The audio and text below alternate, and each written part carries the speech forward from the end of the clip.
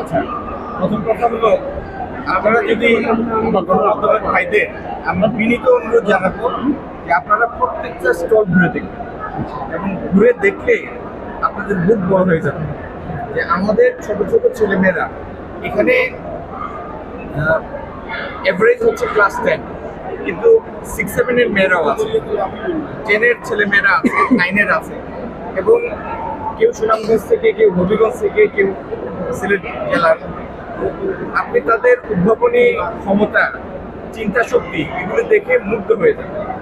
তারা কৃষিকাজে ব্যবহারের জন্য ড্রোন তৈরি করার জন্য প্রোটোটাইপ তৈরি করেছে, আপনার ফায়ার ফাইটিং এর জন্য ড্রোন তৈরি করেছে, এবং অনেকগুলি বিষয় আপনার দেখতে খুব ভালো লাগবে। আমি আপনাদের মাধ্যমে আমার এই ক্ষুদে ভাই বোনদের এই বার্তাটা পৌঁছাতে চাই যে প্রকল্পগুলি তারা সামনে নিয়ে এসেছেন, এর মধ্যে যেগুলি বাস্তবায়নযোগ্য, ইভেন ছোট আকারে বাস্তবায়নযোগ্য, মিনিয়েচার ফর্মে, সেগুলি প্রত্যেকটির জন্য আমরা ফান্ডের ব্যবস্থা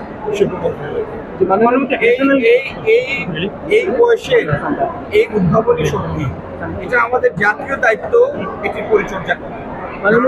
এই ছেলে মেয়েগুলি বড় হলে সত্যিকার জাতীয় সম্পদে পরিণত। প্রধানমন্ত্রী কিছুদিন পরেই যেহেতু ঈদুল আজহা, তো আমরা দেখলাম যে সিলেট বিভাগের যারা মাদ্রাসার যারা আছেন তারা একটা ঘোষণা দিয়েছেন যে এবার তারা চামড়া সংগ্রহ করবেন না। আর সেক্ষেত্রে এই চামড়া সংরক্ষণ নিয়ে সরকারের কি ভাবনা আছে? বিজ্ঞান মেলা থেকে চলে গেলে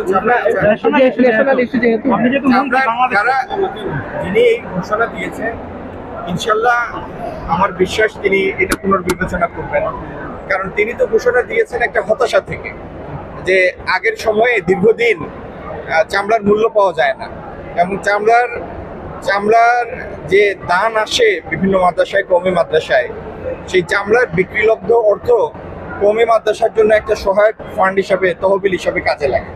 তো তিনি তার হতাশা থেকে এটি করেছেন। এই হতাশা থেকে চামড়া শিল্পকে তার সত্যিকার পোটেনশিয়ালে আবির্ভূত করা, এটা তো 2.5 মাসে সম্ভব না। আমার সরকারের বয়স তো 2.5 মাস। একটু আপনারা আমাদেরকে সময় দিন। চামড়া শিল্পে দুর্বলতাটা আমরা চিহ্নিত করেছি।